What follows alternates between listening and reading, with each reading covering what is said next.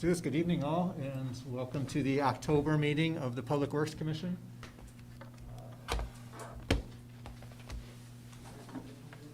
Yeah, I think so. Slide this between us. Welcome, Commissioner Kennedy. And we are 7. Outstanding. All right. First item on the agenda is the agenda itself. One note or modification from our end is, I believe we no longer need item 6, the obligations bond item. Is that right, Director Spencer? That's correct. We are all on record last month supporting this initiative. I think we're fine with what we said there. Any other comments around the agenda? I'll make a motion to approve the agenda. I'll second the motion to approve the agenda. All right. And to clarify, is that with item 6? With item 6 removed. All right. Thank And you. I Friendly to the second. seconder? Yes. Outstanding. Is there any discussion around that? All right. All in favor, please say aye. Aye. Any opposed? The agenda passes. Moving forward to public forum. Is there anyone from the public interested in speaking? Yeah, welcome you to come forward.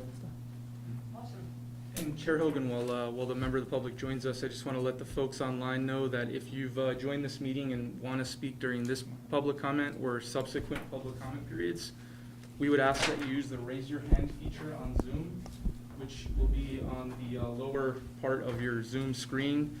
You might have to hit the 3-dot ellipsis to see that if you don't see it automatically. That will let us know that you want to be in queue to talk during public comment. Thank you for that. Welcome. Thank you. Good evening. My name's Maureen Fry. I'm actually a very new neighbor down the street. I bought 57 through 59 Lakeside Avenue. And so I'm really just came tonight to kind of see how the DPW commission works and hear what y'all have to say and what goes on. I had the pleasure of meeting with Chapin Spencer, was it Thursday? Week ago, Yeah, a week ago. So what I spoke to him about was the fact that I live on Lakeside, and my house is right in the middle of the 4 residences that are actually on Lakeside across from the Hula campus. And so I've only been sleeping in the house now a little bit longer than maybe 5 or 6 weeks. But in that short amount of time, it's become incredibly evident that the street has a lot of activity. So being right down the street here, I'm sure you see it and deal with it yourself. Down there, it gets a little bit chaotic because you have people parking on both sides of the street. We have deliveries with various St. John's and Hula campus. We have garbage trucks coming and going. We have people on bikes. We have people walking, people running. It gets pretty busy down there. And so in front of my house, I seem to take the brunt of the parking on that side of the street because the first house has no parking here to corner and the last house has no parking here to corner. So it's really, of the 4 residences, which there are multiple residents, there's just 2 houses that really have to deal with the parking that happens on that side of the street. And so I get it. We talked about it. It's a public street. I understand that. But this is my retirement home. And so it has become very, very much of an emotional issue because people drive up on the grass. They turn around in my yard, in my driveway all the time. Like I say, I've only been there 5 or 6 weeks, and we've already had 4 or 5 cars ticketed, 3 or 4 cars towed. And so as a director that's in charge of managing the people that have to go down there and deal with that, it just seems like there should be a better way to be able to manage at least the resident side of the street. Now, I get it. I know that Hula brings a lot of income and a lot of really, it's the brainchild of an amazing organization. But again, those houses aren't cheap. I'm eating ramen noodles because it's a big house, and so my proposal was that if we could have on our side of the street the no parking on this side of the street and just keep the parking over there near Hula, that would alleviate the stress of the residences that have to deal with all the cars. It's very, very difficult to pull out of your driveway. It's not so bad to pull into your driveway, but pulling out of the driveway, there's been multiple times that there's been near collisions, and I got flipped off last week because I was pulling out and somebody was pulling around somebody who was also pulling out on the Hula side. Started my day with that. But the long short of it is, I did the math on Hula. They have 278 numbered parking spots. They have 15 spots on their side of the street. They're authorized to park at the St. John's Club until 1500, in which case then it switches. St. John's Club can park at Hula. And then right across the street here, we have about 100 spots that are designated for Hula overflow.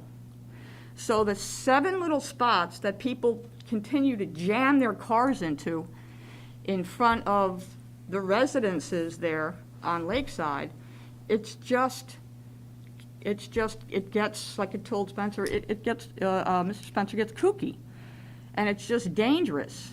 And so we have kids riding bikes and all kinds of things. So without going on and on about the situation, I'm asking for essentially the same courtesy for the residences. There's only 4 houses there, to have parking on single side of the street instead of dual side of the street there.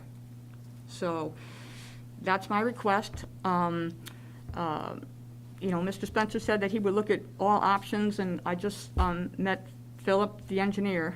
But in terms of a workforce situation where the easiest thing to do to relieve the stress and anxiety on our street and also minimize the amount of workforce that has to be down there, parking enforcement, the tickets and towing and all that stuff, is to just be able to look down the street. And it would be pretty obvious if somebody was parking on that side of the street and there were signs up that said, "Please don't park here."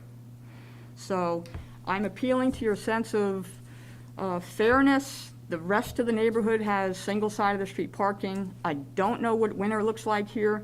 I can't imagine what double side of the street parking plus everybody coming and going when the snow starts to fall.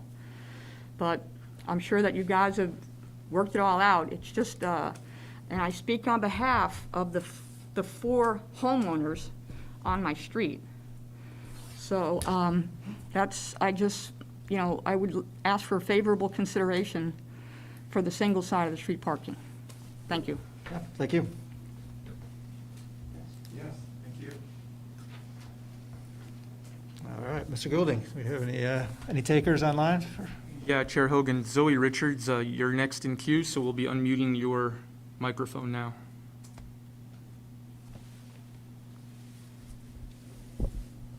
Great, thank you. Can you hear me?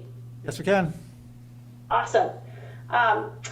I just wanted to speak because I think tonight on your consent agenda is actually going to single-side parking seasonally on Catherine Street and Charlotte Street. And I'm a resident of Catherine Street. And I want to thank you for the process that us neighbors have been well informed about what you're working on. So that's been great. And I just wanted to speak, I'll leave the decision up to you as to what you decide to do in terms of the parking, but I did review the narrow streets, your narrow streets document, or at least what I could find online.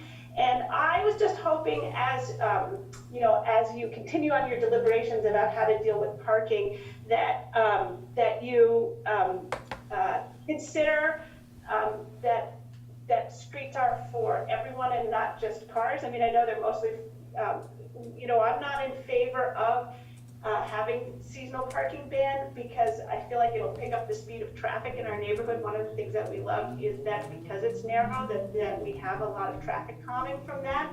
And I know one street over on Howard, we've had to put in traffic calming, so I don't look forward to actually having, I actually really value having parking on both sides of the street. It keeps the neighborhood really calm. So I was hoping as you generate your narrow streets, and I didn't know if you could really consider the calming potential of having narrow streets and have that be a high value. It's one of the things that makes our neighborhood great is that it's quiet, having that cars can't go very quickly, especially when there's parking on both sides of the street. So I will not look forward to that couple of months if parking is banned, just because it'll pick up the speed of the traffic, and we're stuck between Pine Street and St. Paul Street, which are really very busy, and we get a lot of traffic that moves through the neighborhood. So I hope that sort of the residents, pedestrian, biker experience of having slow traffic is considered. It seems like the parking ban is really looks out for one potential problem, which is the perceived problem that maybe emergency vehicles can't come through, but it will lead to another problem, which is picking up speed. So I'll leave it to you to decide what's the best thing to do, but I hope that the residents experience speed and traffic calming are something that you really consider as you think about what to do with narrow streets. Just making them wider and faster, for me, it does not feel like a benefit. Thank you. Thank you. That would be all. No further. All right. With that, thank you all for the input. Thank you both for the input. Moving forward to the consent agenda, just one clarification actually related to the last comment. The narrow streets item that's on consent agenda here is not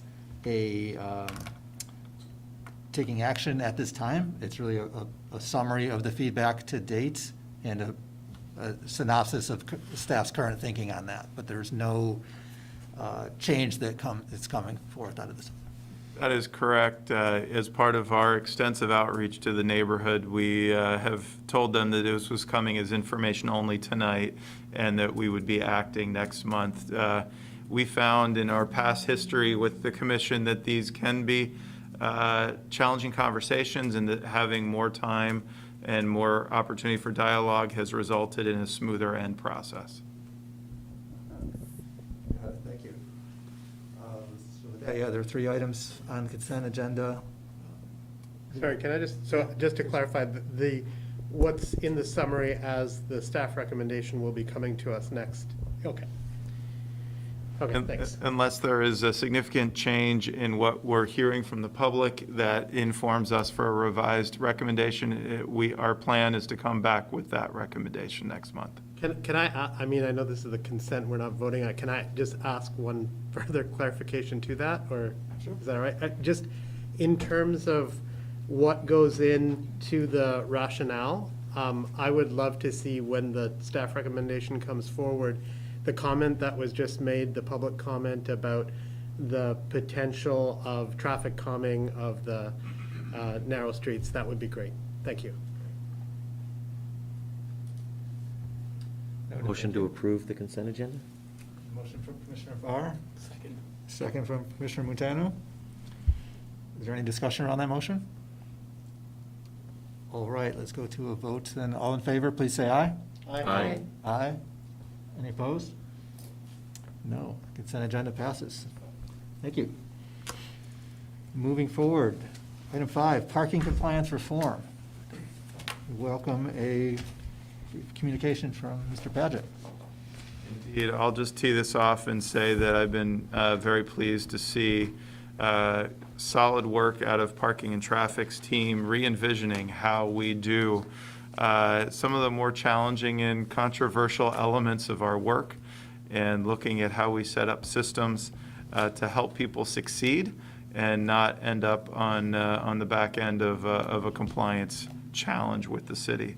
And to that, Division Director Jeff Paget, former commissioner, as some of you recall, has really, I think, taken his experience on this commission to heart and come forward with a suite of recommendations that I'm very excited about, and hopefully you will as well. Well, thank you for those kind words. So I'm Division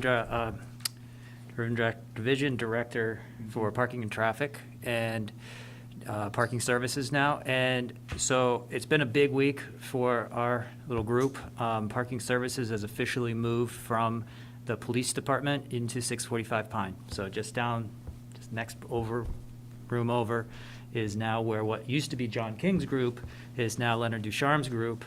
And also, as of Monday night, Leonard Ducharme is now the new John King, and the John King position has now been merged with the old Leonard Ducharme position. And we created a senior coordinator position to support that person, to support Leonard. So he got a new job, which is merging two jobs, but then we created another support position so that one person could do those two jobs with support. So it's been a transformational week for us. But what we're here tonight for is SCOF reform, which sounds terribly wonky, but it is really important. And it's basically SCOF is when you don't pay your parking tickets and then you get your car towed. During COVID, SCOF was suspended because the mayor recognized that could be,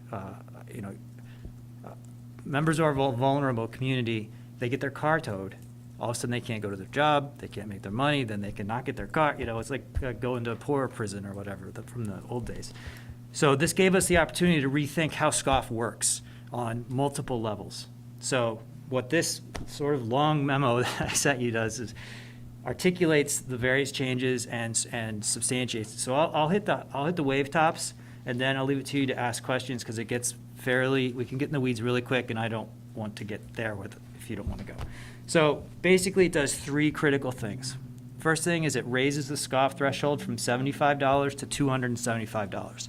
Under the current $75 threshold, you can get one ticket and then get towed. It's way too low. It's like the cliff is too close. So we moved the cliff out to $275, which allows you, if you're just getting normal, you stayed over your meter too long, you can get like 6, 8, 10 tickets, and you're still not getting your car towed. You still owe us the money, and if you get to that 11th ticket, you're going to get your car towed. But we have a suite of different tickets that we issue, so I sort of imagined this basic concept of, let's say you get 2 parking tickets at meters, and then you get your car towed because of a snow ban. That seemed like a plausible scenario that someone might get themselves into. And under this scenario, that's $265, not $275. So you still won't be towed, but if you get another meter ticket, you're towed. You should know by that point, two small tickets and a big ticket, you should be, this is if you let them go overdue, right, with all the penalties and fines and all that. So that's the first thing we did, is we raised that threshold. And then we codified this concept of SCOF being a secondary violation. So in simple terms, we can't hunt for you in SCOF. So our folks with their license plate reader can't read your license plate and say, we got him, he's in SCOF, and tow you right out. You have to actually be in violation and receive a ticket. And that ticket can't put you into SCOF and then get towed. You have to already be over that 275 threshold and then get another ticket. And then we say you owe us over 275, then you get towed. So we still have the teeth of towing your car, but we can't hunt for you, and the threshold has been raised. So those are really critical sort of equity concepts that we think this change really reinforces. And then we created this another interesting program, which is called the WHOOPS program. So what we've done is we've said, if you get a ticket in the city of Burlington, you can get out of it one time a year. Only for tickets if you overstay a meter or if you're in resident parking. So if you park in front of a hydrant or handicap or here to corner, you can still get towed because those are safety issues. But this is a big deal. So basically it takes that, getting parking tickets can be one of those catalysts to a downward spiral. So this gives people the opportunity to get out of that one ticket that might be the trigger that gets them into some kind of a mess. So these are pretty wonky concepts, but to me they're really fundamentally we try to look at this through an equity lens, a social equity lens, and say, how can we change these rules so that we don't create criminals, for lack of a better word. We want to create education. We want to give people as many opportunities to learn how to park correctly and not jump to towing them. So that's my intro. There's lots in here if you read it. I'm happy to talk about any part of it, but we're pretty excited about this. We think it's transformational for culture and all these, internal culture and how we approach the community. Anything I missed? Nope. Great, thank you for that Thanks. intro. We'll open it up to commissioner discussion at this time. Start down in Commissioner Kennedy. Yeah. Okay, I guess. So I think this program sounds really great, and I think it's great to give people some slack when it comes to parking violations. And I'm just curious. Well, first of all, logistically, how would it work with parking in residential areas without having a permit? Would that still require being towed? Or- Right, so this is an interesting concept, and we were just musing on this tonight after. We actually presented this in a sort of informal fashion to the city council, Board of Finance on Monday night, and we got some interesting feedback that made us think about it a little bit, and we started thinking about that, what happens in resident parking. Basically, what the Whoops program does is if you know, when you have a resident parking permit, you get a little blue sticker that basically they call it a blue chip, and it's a get-out-of-jail-free card. It voids a ticket, right? So what we've done is we've basically expanded that blue chip program to everybody. Anybody in Burlington or any visitor that parks in a resident parking space, they can appeal the ticket, and if it's their first ticket for the year, they get out of it. So it's the same exact thing as the resident parking blue chip program, but we've expanded it. So now one of the side effects of this program is, the Whoops program, is we don't need the blue chip program anymore because the Whoops program does it. So it eliminates buying blue chips, it eliminates holding blue chips, it eliminates handing them out, it eliminates junk drawers full of blue chips. So these are this is the exciting systematic changes that we're making. That was an unintended benefit, and it hit us today. So. Yeah. And then just something else that I was thinking about while reading up on this in the packet. I've heard of programs I don't know of any in the U.S., but I know of some in other countries, like Finland, for example, where tickets are, instead of giving people one ticket they don't have to pay each year, tickets are based off of income and disposable income, instead of it's a certain percentage of your disposable income for however many days. And I just, obviously this is not that, but I also don't know the logistics of that under U.S. law and if that's allowed, but I think that's an interesting conversation that could happen in the future, with this being a gateway to talking about bigger programs like that provide even further equity. That's exactly how we see this. We see this as the first step towards taking a decision that used to be made by the attorney's office. Voiding tickets is technically something only the attorneys can do. And this ordinance gives us administrative power to void tickets. So now we can go back and we can sort of go to the next step and say, okay, what are fundamentally the concept that becomes tricky in ideas like what you were just saying is due process. That's where we get that's what I've had conversations with the attorneys about this, and it's not the attorney's fault. It's just how due process works in the United States, and there are just sticky wickets in there. So, but yes, this is a gateway policy as far as personally I'm concerned. Yeah, so I guess that's all I have to say, but yeah, thank you. All right, thanks. Yeah, thank you. So I'm going to preface what I'm going to ask by saying how strongly I support this as an idea, as a program. I also serve on the CJC board, Community Justice Center board, and one of the things that has always been striking to me is that when we look at some of the contributing factors that lead some folks into a kind of a cycle of just, job loss and housing loss. And one of the precipitating factors is actually what many of us would consider a fairly low threshold of violation. not violent crime, et cetera, but it's just not having access to. So I'm all for this as an idea. And I was trying to parse through some of the different sort of triggers at which, and, it was helpful to have, I was a little confused at times at like what the amount was owed and how little was needed to be paid to avoid impoundment, but I understand kind of the concept behind that. But really my questions are about the other side of this, is that if we still want to use fines as a deterrent in terms of certain kinds of behavior, and I mean, we've even heard in this today about like what's some of the other pinch points that are going on in the city when it comes to parking, whether it's resident parking or, and you have a new development come up, and how do the residents there deal with, whether you're around a park and you see all of this parking, whatever, all the different uses of specific spaces. When I first moved to Burlington from a much larger city, one of the things that really struck me off the bat was I got a parking ticket, and I was like, that is all I have to pay? And honestly, like, right away, I was like, I came from a city where, like, it was, $25 an hour to park. And the fine was so high that you really, really didn't want to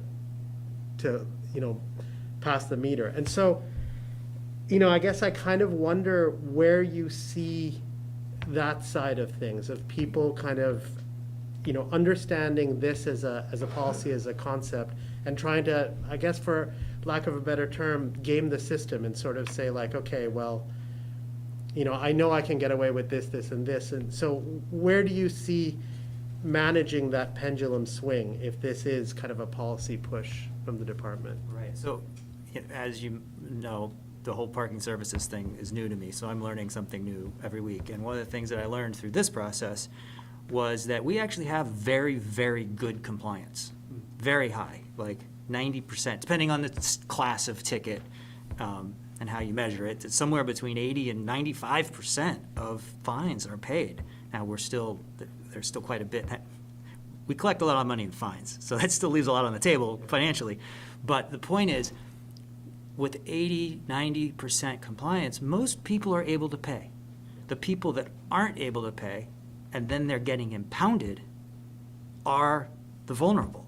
So they're already down.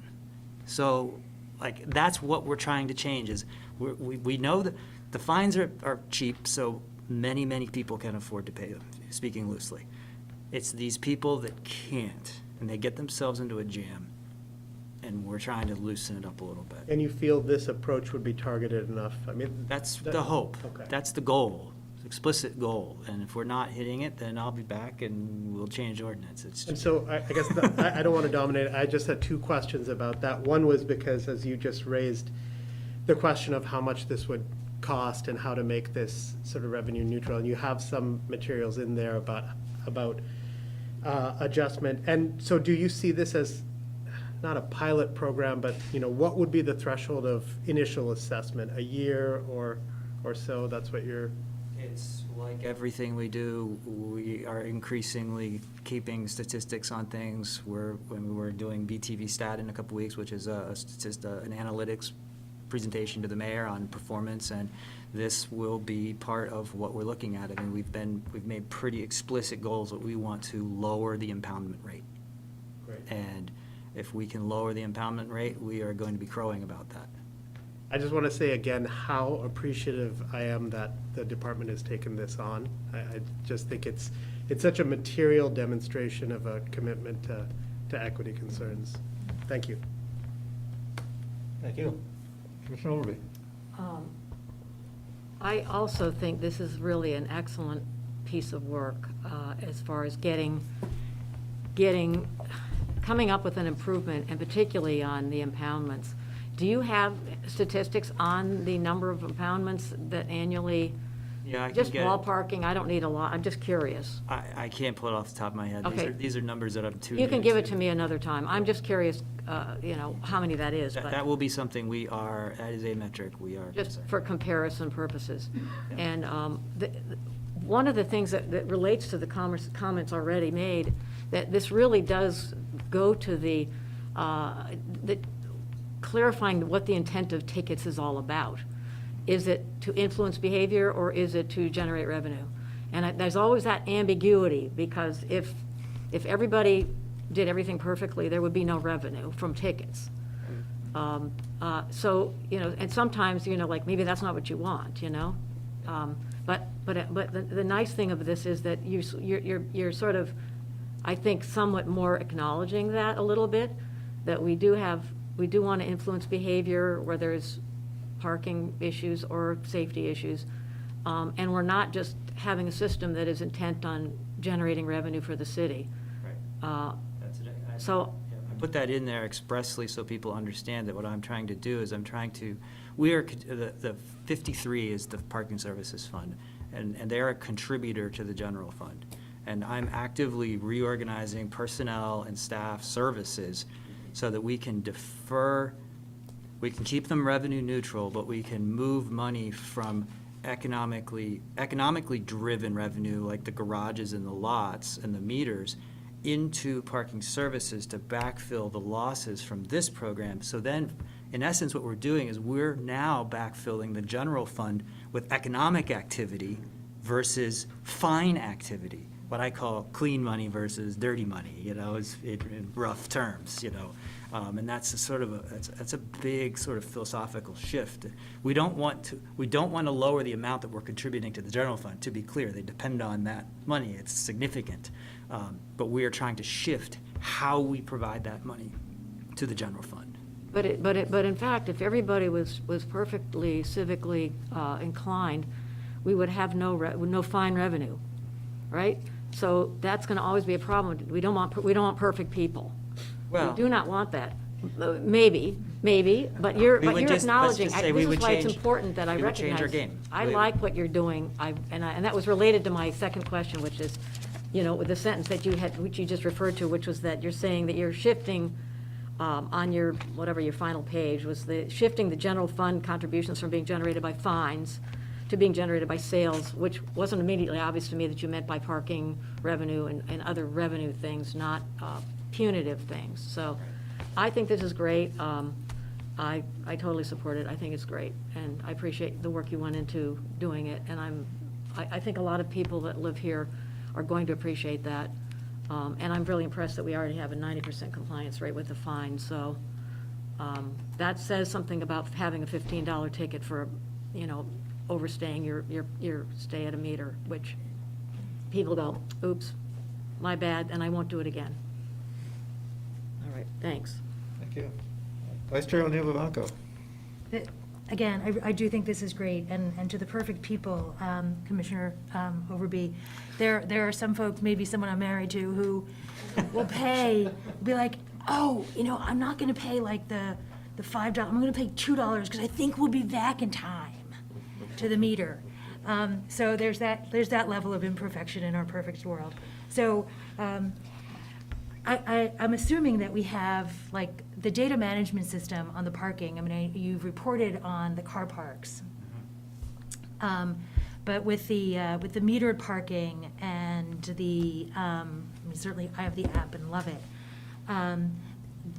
that's allowing some of this tracking. Is that correct? Actually, the tracking is done on the back end. So think of Park Mobile as the front end. They're the actual transaction that you're dealing with. Okay. Park Mobile is integrated within a program called T2 Flex, and it's a citation management program. So all this 80-90% numbers I'm throwing around are all numbers I've seen that they can churn out of this back end software, which is sort of like a CRM, if you know what that is. It's a relationship manager. People have accounts, we have all their license plates in there, and they're actually connected with the DMV, so that's how we take somebody's license plate number and then get their name.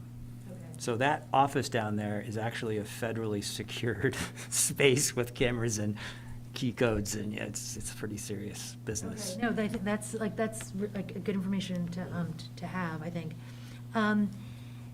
And so within that data management CRM system there, is there, and I didn't see it in here, doesn't mean it's not there, sort of the tracking and payment plans, so that you get your 275, you reach that threshold. I'm thinking of like library fines. Yes. Where, you know, it's a dime, it's not a big deal, it's just a dime.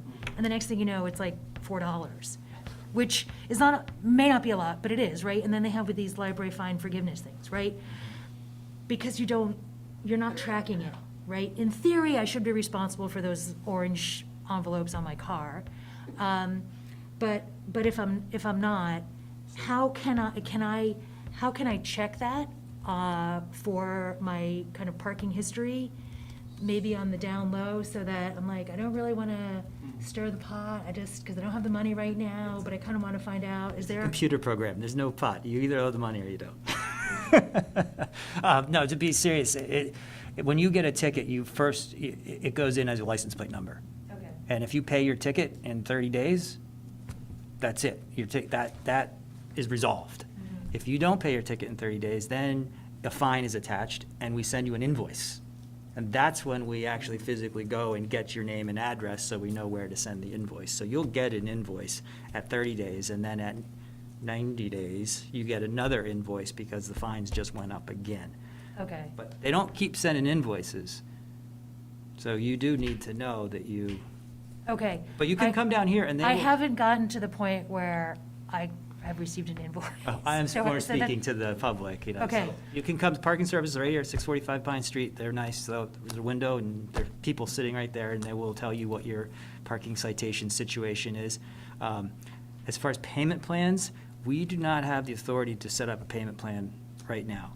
But you can come in, and this is something we also changed in this policy, is we made it explicitly clear that 275 is a threshold. So if you owe $300, you don't have to pay $300 to get your car back. You have to pay $25, $26 to get it down below the threshold, and you can get your car back. You still owe the city the $274. Right.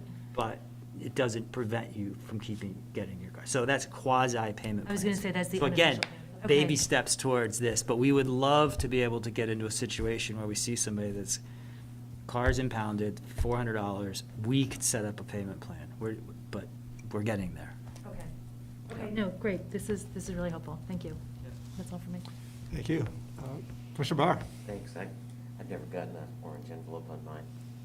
Not saying it to you, but, no, so. Ours are green. How many green ones did you get? Hey, I'm in the parking world, so I know that I know the rules. I often look at it as there's a stick, there's a carrot, and for this, the sticks sometimes aren't high enough, and so people will take those chances, and should I try it, should I not? I'm just curious, and you kind of answered it, the notification. You don't have people's emails, you don't have that kind of information. After a month, and then they get the invoice, and then let's just say they pay the $26, will it compound again and their car get towed again if they don't pay the $274? I'm just No, curious. as long as they're under 270, as long as they're No, but under then they don't 275. pay the $275, and then they're an habitual offender still. Somebody could consistently owe us $274. Okay. But I'm just they get wondering another if it needs ticket, to they go up then. get another ticket, it pushes them over. Right. Then they get that next they have to get 2 more tickets to get towed again. Right, okay. Okay. All right, so, well, 90% compliance is unheard of, so fantastic, congratulations, that's really good. Don't quote me too hard on that, because it might be a little more I volatile. know, but the idea is But that. it's a lot, it's a significant compliance. The idea is education, because, we have enough parking in the city, even though a lot of people don't agree with that. If you go one more block, you're gonna find some parking, so it's not a matter of having to tow so that space is open for somebody else every time. But I do get that idea. And I assume there's no warnings, right? This is, I'm not prepared to discuss warnings this evening. I'm not suggesting that it's something you need. I know that on They're- campus, it's easy. The first time through, everybody gets a warning just to make sure, because again, it's education. They do, right now, they have historically recently been doing some sort of warnings. I'm not sure how they're doing it because there's no ordinance justifying or supporting them in that. So Okay. this is a conversation I literally had today with them, is we got to talk about how and why you guys are doing warnings, because we're seeking equity here. Yeah. And That's it's, what I mean, and yeah. you can't, That's why I'm not prepared to, this is a I tricky get it, space. I get it. too, I'm so not trying to dig. Yeah. It's just interesting to me, so. It's on the radar. Because if it works for you, it might. Thanks. Commissioner Butano. Yeah, I just want to echo the support and basically what everyone else said. I definitely think this is a step in the right direction when it comes to equity, when it comes to parking. My question is just regarding sort of the way the WHOOPS program would work. You write here that you expect 60% of people to be appealing their first ticket once this program is around. How is it actually going to be communicated to people that this program exists? And how do we make sure that everyone's aware of that, right? Since there isn't really a consistent warning system, might it be more fair to have one warning across the board for every license plate that enters the city's parking sphere Right, yes. system? Communication out to the general parking public is challenging. I've already had preliminary conversations with organizations like the BBA to get them to partner in, because they have an interest in this also. And we do have, Rob Golding's our public information guru, so he will be involved in that, obviously. I recognize we have to have a robust communication platform. I'm not exactly sure what all the pieces of that are going to be. I mean, this isn't going to, for practical purposes, this is not going to be rolled out until December, January timeframe. By the time the ordinance goes through all the process it has to go through to get on the books. So we have a little time to build. I've been basically putting a pin in the public relations, understanding we need to do it aggressively, but also understanding it's a little complicated. So let's get this done, get the ordinance set, and then we'll, absolutely. We've got our website, we've got Twitter, we've got all that stuff. We'll get the word out.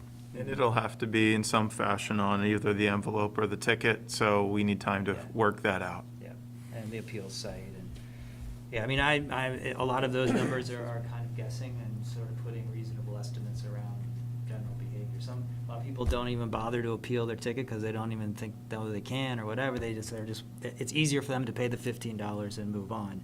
And other people will go to the appeals site and never, even if we put it on the appeals site, go check out Whoops, they may not even get to it, so, yeah. I'm thinking more like language barriers. So you see that it is a ticket, but if you can't actually read, like if, say it's written really small, there's, plenty of other things that could be a barrier in that regard. We do have language barrier with the physical tickets themselves is a challenge just for scale. But I know, like I was just looking at the snow ban announcement that goes out, and it's translated into what, 7, 8 languages? I think right now we have it translated into 6 languages. 6. Goals to get it translated into a few more. Yeah, so that's another initiative that we're definitely cognizant of, is communicating with all the communities we have. Yep, always great to hear. And my last question is about the current stay when it comes to actually towing. How long is that going to be in effect, and sort of what's the city's move on that? As soon as these changes become effective, we'll begin enforcing SCOF. That's how we're moving forward. So again, we'll have to have a press release, we'll have to get it out, we'll have to somehow weasel our way maybe onto the TV, get the word out to people that SCOF is coming back, you get a ticket. I mean, there are people that have tickets, a lot of tickets, because they knew they weren't going to get towed, and they're going to be subject to towing again. So. All right, thank you. I guess my last thought is just that there be enough time between when the ordinance actually kind of goes through all of the mechanisms it needs to in the city, and then actually the effective date where that rule will go into effect, when people will be getting a ticket and, oh my, now I'm towed. I agree. This is not happening tomorrow, for sure. Thanks so much. Thank you. Question, do you have a sense of how much it costs us to impound a car? How much it costs us? Well, actually, technically, it should cost us nothing, because when we tow a car, it's a $125 ticket. 75 of that is the fine, and 50 of it is the tow. So when they pay their $125, we get $50, which we then give to the tow company. So the tow company sends us bills every month, but if everybody paid their tickets, all Solveig's perfect people that pay their tickets, we should have no gap. So we just got a towing contract approved too with Spillane's, which is $140,000 a year, but ostensibly, it should be completely reimbursed contract because the person that got towed pays for the towing. Okay. And on the whoops thing, your one comparable city does like a one-time freebie. Yep. And I was curious about the reasoning to do it, to have a yearly freebie. Is that because the blue chip was a yearly thing? It just sort of felt right. I mean, I couldn't really justify every 6 months, twice. I couldn't justify 2 a year. I couldn't justify 1 every 2 years. Just annual seemed like an easy reset and seemed like reasonable. Like somebody comes on vacation to Burlington in the summer and they screw up and they get a ticket and they come back the next summer and they go, oh, I did it again, you know, but I don't know, it seemed reasonable. No particular justification. And I was Googling around looking for comparables for a variety of things, and I just stumbled on that. I haven't seen anything. I actually emailed, there's a traffic consultant in Boston that we've worked with before, and I emailed him, and he was like, dude, I haven't seen ever anything, and he sent me a couple of vague links to some things so nobody's doing this. This is very novel, as far as I can tell, as far as Google will tell me. So, I tried calling those guys to talk to them to find out how their process works, left them a message, he didn't get back to me. I think that's all I've got. No, thanks so much for the work on this.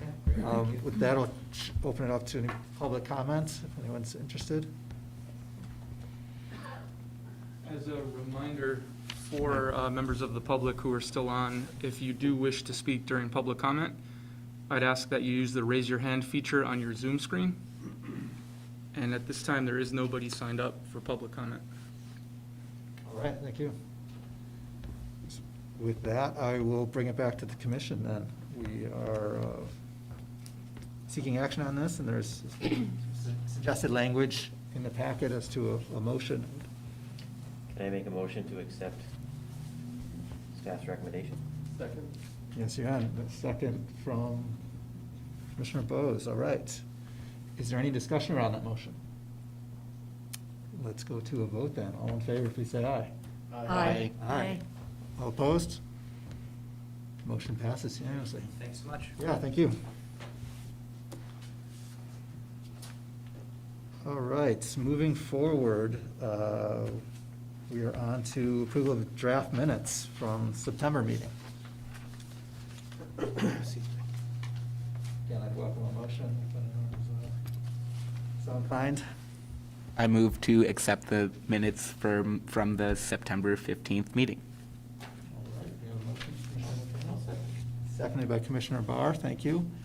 Is there any discussion around that motion? All right, and there were 6 of us present last month, except for Commissioner Overby. I think we're ready to go to a vote then. All in favor, please say aye. Aye. Aye. All opposed? I was not at the meeting. Abstained. All right. The minutes have passed. Thank you. On to a director's report. Right. I usually say I'll be quick because it's late, but I'll just be quick so we can go home. I've never heard you say I'll be long. All right. In your packet is a pretty thorough director's report. I'll hit some highlights. Thanks to the commission's good work 5 years ago, a number of you were on the commission at that time, we approved update. It's a very significant update to the parking management plan, especially for resident permit parking in Burlington. That plan asked for us to review the program every 5 years. Hard to imagine it's been 5 years, but it has. And so staff has undertaken a review, and we're welcoming any feedback from you all. But our plan, given COVID and given that there's been positive feedback on the program, the whoops component, the blue chips have been very popular. We've heard from city councilors that there's much less acrimony when, guests come by and get a ticket that it's a lot less work to unwind that, and that some of the new systems are working well. So we're going to be coming back in November with some proposed tweaks, some very minor changes to the program for your review, but would welcome any input here tonight. Consolidated collection, thanks for your work over the past several months. The council did not pass the resolution last month for a fully municipal option. It tied 6-6. Staff has gotten additional feedback now from city councilors, CSWD, a number of the haulers. We're taking a look at that feedback, and the plan is to be coming back to the council probably in December or January with likely a hybrid recommendation once we respond to the input of these various stakeholders. Champlain Parkway, you see here, we're expecting a record decision within the coming weeks, within the next month. That is the federal permit for the project and the last remaining permit. And we are on trajectory to have this out to bid this winter. With the Rail Yard Enterprise Project, we are planning to go to the council at the November 8th meeting to get approval for a consultant contract to bring us through conceptual design.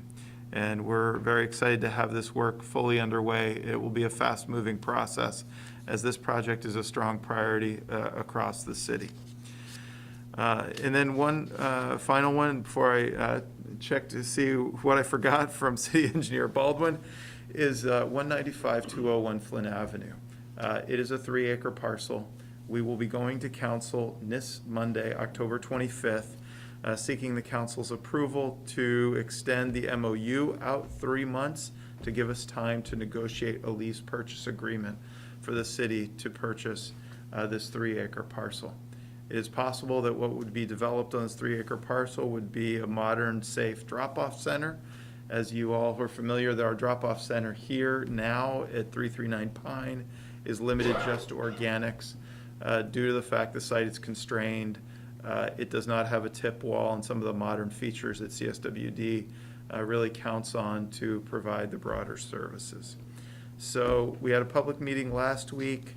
We'll be going to council on Monday, and excited hopefully for council approval so we can negotiate a lease purchase agreement. Fall leaf pickups coming up, as you see on the back here. And City Engineer Baldwin, what did I forget? Main Street, Great Streets. Come on up. Vote up. Yeah, so members of my team, specifically Laura and Olivia, are advancing the Great Streets project and went to council seeking authorization to execute a design contract with VHB to begin that work. So that work is beginning. There is still continued financial follow-up that needs to happen to fully fund it, to aspire to do all 6 blocks, but I think there's limited authorization for 2 blocks with both VEPC and members of the public, and then Economic Progress Council. yeah, sorry, and another 2 segments that have VEPC approval as well. So there's still work to be done to financially support full build out of the 6 block segments, but we're pursuing that in earnest. Thanks, City Engineer Baldwin. And just to put a fine point on that, that's a major multimodal full rehabilitation of Main Street from Union Street down to Battery Street, in line with the Great Street standards that we did on St. Paul Street. That was our first project. Second project was City Hall Park, following the Great Street standards. Now we're looking to tackle Main Street, and really appreciate Norm's team's leadership, as this is expected to be a very large, ambitious project in the tens of millions of dollars, and managing impacts to local businesses will be an important part of this.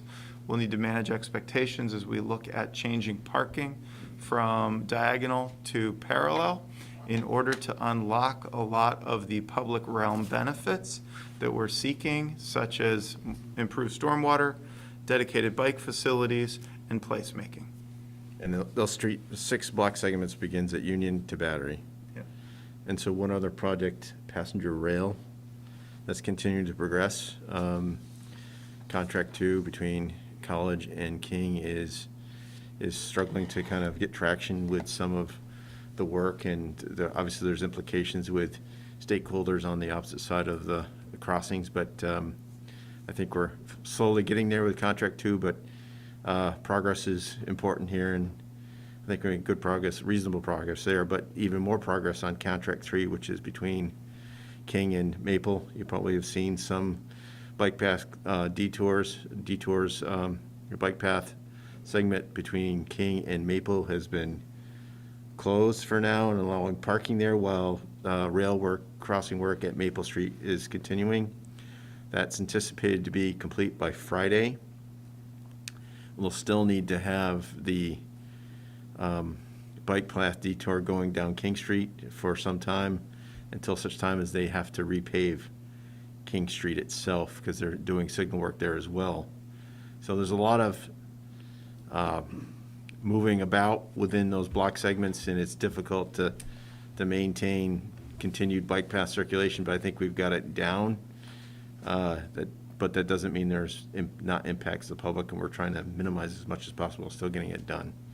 But ECI, the contractor for contract 3, is doing a hell of a job getting it done, and they work. Chip and I got do a little site visit last Friday, later in the evening, and saw them working at 6:30 at night. So I'm really appreciative of them working hard to narrow that time of disruption. Thanks. Great, thank you for that report. With that, I'll move forward to Commissioner Communications. Let's start the other end of the table here, Commissioner Mutanu. No communications at this time. Thank you. Commissioner Barr. I just have one, and it's something that we've been discussing for a while, at least DPW and UVM. It's in relation to the Main Street and U Heights intersection. I know that Great Streets doesn't extend up that far. We've done a lot of great things, but I've heard an increase. A lot of people, including media, has been reaching out to asking about it. So I think what I could do to help with that is to do some education and some messaging. So I think if we just get together and make sure, because we've done a lot of things and there's some things that are pending to do. So I guess what I'd like to do is maybe try to get those things out there to people to reduce the angst from some. That's pretty much it. So. Great. We're happy to work with you on that. We've gotten a couple media inquiries this week after students have been posting on social media some of their concerns. Right. And, we have been working well with UVM on a number of updates and upgrades, some short-term, some long-term. Understand students may not know all the context, but happy to continue the conversation, as hopefully that will help people understand that we do have our eye on this ball. Thanks. Thank you. Vice Chair O'Neill Babanco. Yeah, another note on, not being ahistorical here. Looking at the great streets, the Main Street, what blocks are the priority? Would you start like the Union to St. Paul? Because you said you didn't know if there would be funding for the 6 blocks. Yeah, there's. So I think, maybe you don't have the answer right now, but kind of what the rollout might look like. Yeah, with all the conversations, obviously, what is authorized is what we would do first, and I'm trying to remember the first 2 block segments that have authorization both from VEPSI and the voters. Right. I think it's. Right, the 2 blocks that have full approval are between Church and Pine. But I think the important message is we are ambitiously moving ahead with a 6-block plan. If we're going to create dedicated bike facilities that connect the waterfront to downtown, we're not going to do a 2-block section. Right, you have So transitions. We are committed to going big here. This will be a major lift. This will be controversial, I'm sure, around some of the parking changes. But we need to hold strong to the vision of Plan BTV. We need to hold strong to our climate goals.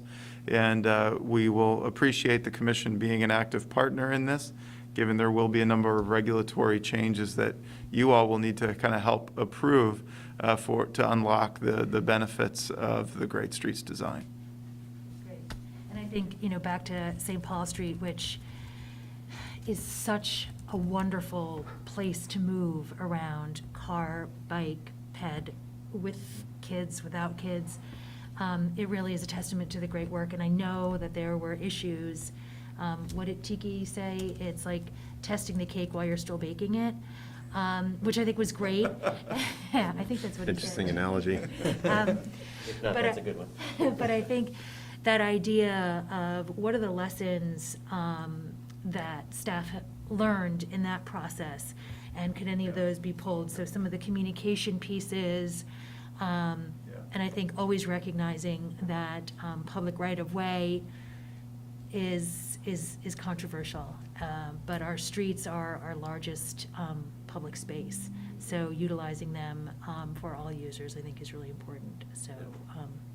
I would say a few things. One is support of businesses and communicating with them and evaluating what we can do to support them through this process and sequencing the work.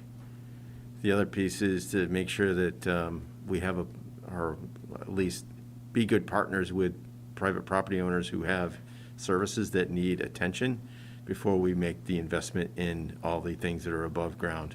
We can do all utility work, but there's certain constraints on what we can do as it relates to their service connections, sewer and water.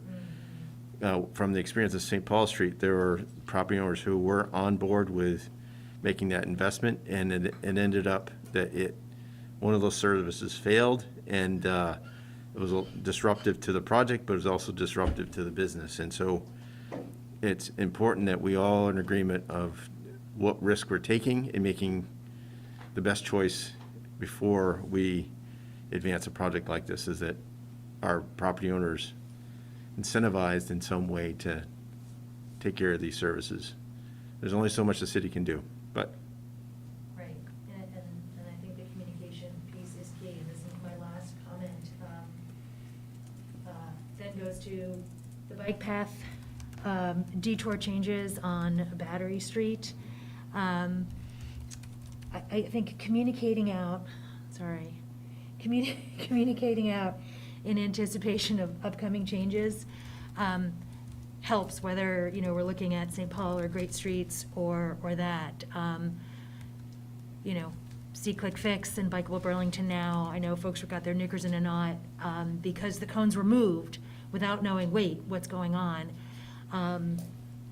So I think doing the best we can to stay ahead of that communication curve, so that folks are at least aware, this is temporary, we'll go back, you can now go through here. Right. We agree. Just eases the anxiety. We agree, but we are secondary to that conversation because the state is managing the project and their contractors, it's sequencing and advancing the work based on conversations with the state. And we as a city have taken on the task of dealing with the bike path detour along Battery Street simply because there's a series of contracts. And so some of what we were informed about is late coming, and we've expressed our concern about that, but much of what these construction schedules are very weather and material predicated on. So, for instance, some of the purchase of switches and that sort of thing for rail work have gotten in the way of affecting the schedule. And so how they sequence the work sometimes is driven by that. And so it's really kind of, we're hopping back and forth to be responsive and getting out the message on the message boards and taking out meter bags and moving cones.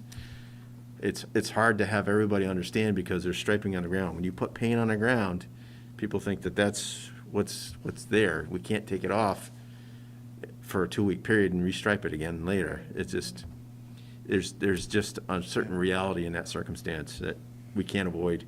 We try as much as we can, but. Okay, that's really helpful information. Yeah. Yeah, okay, that's it, thanks. Thanks. Doesn't mean that we can't try to get on social media more once we know it is not our project, we're not always in control, but we can help communicate. I forget who wrote the post on See Click Fix. Was it you? I did. Was it you? Okay, and Yeah, yeah. that was great, but of course it was after. Yeah. Yeah. Yeah, it was kind of a bizarre question. It's like, where's the bike path? Well, the Yeah. detour is in place and you should be pushed to King Street. So I didn't quite understand why people didn't understand it just by visually seeing it, but sometimes people need to be convinced at a more one-on-one level. Great. Right? Thank you. Commissioner Overby. I don't have a special communication, but I did want to follow up on one of the items about the Rail Yard Enterprise Project. Yes. I know you said it's November 8th that you're going to have the city council look at it, not October 25th. Yep. But the question is it possible that that Rail Yard Enterprise Project can be timed to fit between the Phase 1 and the Phase 2 of the Champlain Parkway? Because I think one of the concerns that a lot of people have had are the traffic increasing in the King and Maple neighborhood when the whole Champlain Parkway project is funneling traffic off of I-189. So with this, you mentioned it was going to be more of an expedited schedule for the Rail Yard Enterprise. Yes. Can you envision that the timing could be between the two so that would, and in some ways, respect that concern? Right. I think our goal is to get it completed as soon as reasonably possible, following all the federal requirements. And that in a perfect world, it would mean that we would have that work complete before Phase 2 of Parkway, but there is no firm, there's no way of knowing exactly how it's going to play out. But that's our goal. Yeah, well, that's what I wanted to know, if that was actually something that you will try to make That, along happen. with sequencing it with the roundabout project and other projects, because there's so much going on in the south end that we have to think strategically about how we can best serve the community, and that's what this whole sequencing plan is about, is trying to achieve all those objectives within that sequencing plan, not just that one piece. We'll forward the South End Construction Coordination Plan with you. For the first time ever, we are showing the REP projected to be under construction simultaneously with Phase 2 of the Champlain Parkway. Okay, I That think is the- that's helpful. That for is the first people. time we've ever been able to achieve that. It's been a lot of the hard work we've done with Federal Highway in the state of Vermont to kind of bring forward the local interests so that we can all succeed. We understand there's concern with traffic in King and Maple, and if we build out all the South End neighborhood transportation facilities that are planned, there will be a decrease in traffic in the King and Maple neighborhood over today. So we have a path forward to achieve, I think, goals that we can all support. And it was really just looking at the phasing. So we're going to be running like crazy on the Rail Yard Enterprise Project, and I appreciate if we come to you for a fast decision, it's due to our desire to expedite, not that we're dropping balls. Yeah, So well, thanks in it's not, advance. yeah, I mean, that Rail Yard Enterprise is like, that has been going on for like 5 years, so, at least. As a planning study, this will be Yeah, the first so time we ever move to Yeah, it sounds like engineering. you're now like serious, and it's Yes. really happening, so I just wanted to Yep. address that, because I know it has been a concern with people, that I think would be great.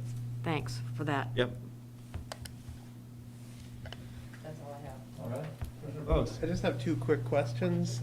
Just in your director's report, the point about the consolidated collection, you mentioned that the hybrid model will be advanced to the city council for consideration in the next couple of months. I know in the earlier discussions with us, I believe we took action on that. I'm just wondering if that's coming back to us, either for just review or for a vote. We'd be happy to bring it back either for update or engagement. We brought forward your vote, which was for the hybrid model 5-1.